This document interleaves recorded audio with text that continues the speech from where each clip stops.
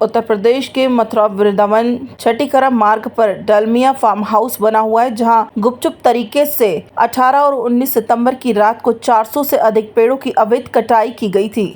हरे पेड़ों की कटाई से महत्वपूर्ण वनस्पतियों और जीव की हत्या से न केवल वैधानिक पर्यावरण संरक्षण का उल्लंघन हुआ है, बल्कि वृंदावन की पवित्र भूमि की पवित्रता भी कमजोर हुई है। इस मामले को लेकर कई विभागों द्वारा नामजद लोगों के विरुद्ध एफआईआर दर्ज कराई गई।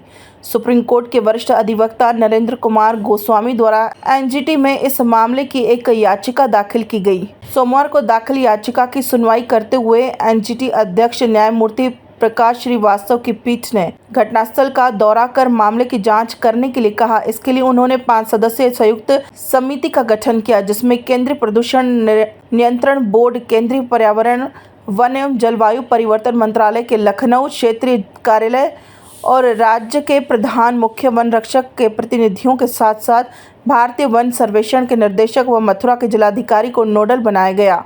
संयुक्त समिति को 2 महीने के अंदर अपनी प्रस्तुत रिपोर्ट सौंपनी होगी। अगली सुनवाई 22 जनवरी को होनी है।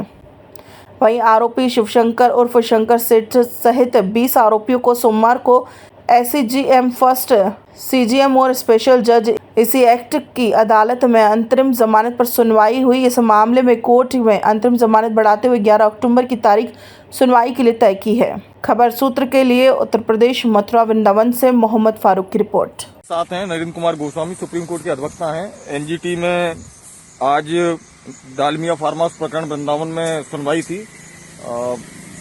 मैं जानना चाहूंगा नरेंद्र जी, आज इस प्रकरण में सुनवाई थी उसके, और ये याचिका किस चीज से संबंधित थी और किन किन लोगों को इसमें आरोपी बनाया गया था, उसके बारे में थोड़ी जानकारी दें।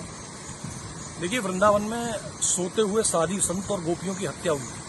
वृंदावन के जो पेड़ हैं वो गोपियों का रूप है, साधुओं के रूप है। ये ब्रूटल जो मर्डर उनका हुआ था सोते हुए रात को, उससे संबंधित याचिका थी, जिसमें कि इलीगल तरीके से हजारों पेड़ काट दिए गए और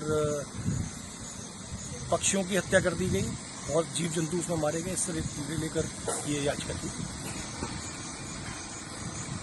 आपकी एनजीटी में क्या प्रेयर रही, किन किन पॉइंटों पर आपने आर्गुमेंट किए, उसके बारे में थोड़ा जानना चाहूंगा।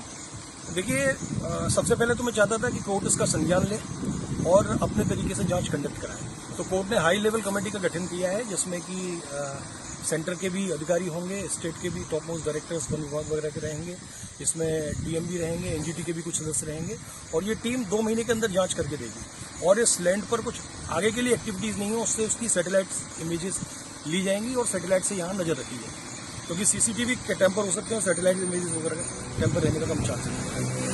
और आर्ग्यूमेंट के दौरान मैंने कोल्यूजन की भी बात कही थी लोकल अथॉरिटीज़ की, तो जिसको भी कोर्ट ने ऑर्डर में मेंशन किया। कल ऑर्डर आ जाएगा, आप इस बार देख लीजिए। प्रेयर लेकिन हमारी सारी मंजूर कर ली गई, इनको हम लेकर देखेंगे।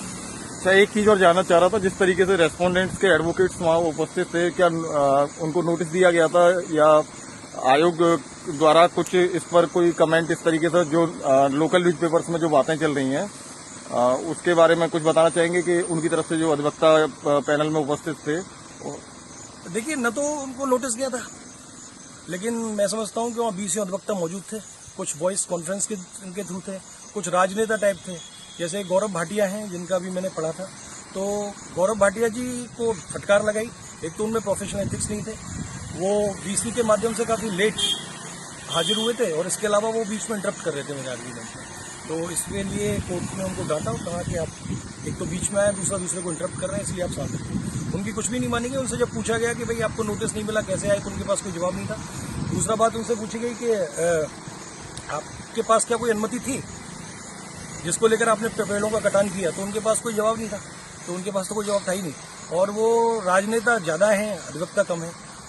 तो इस तरह के अधिवक्ता वहाँ मौजूद थे, लेकिन कोर्ट ने किसी की नहीं सुनी और ऑनरेबल कोर्ट ने हमारी प्रेयर को मंजूर कर दिया। मैं जानना चाहूंगा, क्योंकि आप अपने एडवोकेट के हिसाब से जो सारी चीजें तथ्यों को रख रहे हैं, एक सामान्य आम जनता इस चीजों को किस तरीके से ले कि आपने जो अपने मुद्दे रखे थे उसमें आपने आयोग में सफलता प्राप्त की है?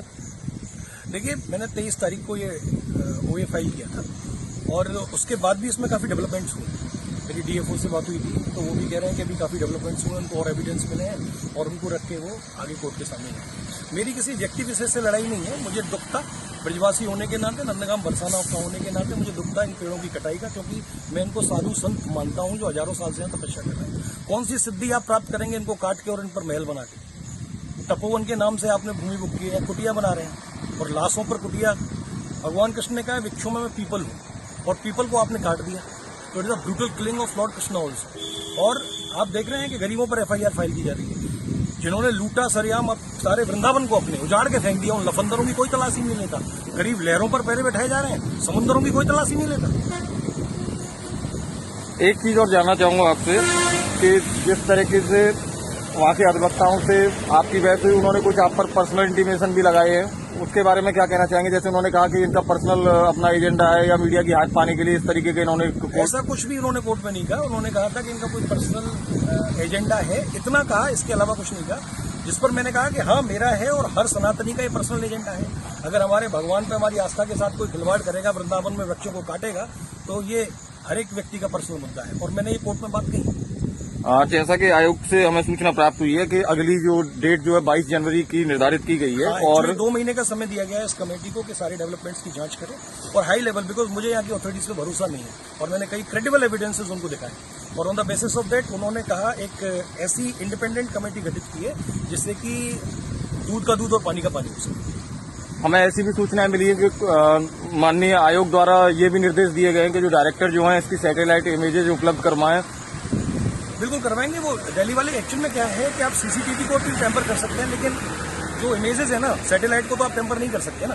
तो सैटेलाइट से नजर रखी जाएगी कि भूमि पे कोई ज्यादा डेवलपमेंट अब हो नहीं, जिससे कि जांच, मैंने कहा था कि शंकर सेठ जी को 1 दिन में जमानत मिल गई जैसा कि मीडिया वालों ने कहा था। हालांकि मेरा कोई मुद्दा नहीं था, न मैंने उनकी जमानत का विरोध किया, न मैं उनको व्यक्तिगत रूप से जानता हूँ, लेकिन उनको ये सोचना चाहिए था कि अगर वो इतना इन्फ्लुएंशियल है तो he will destroy every piece of evidence. और ये मैंने बात कही।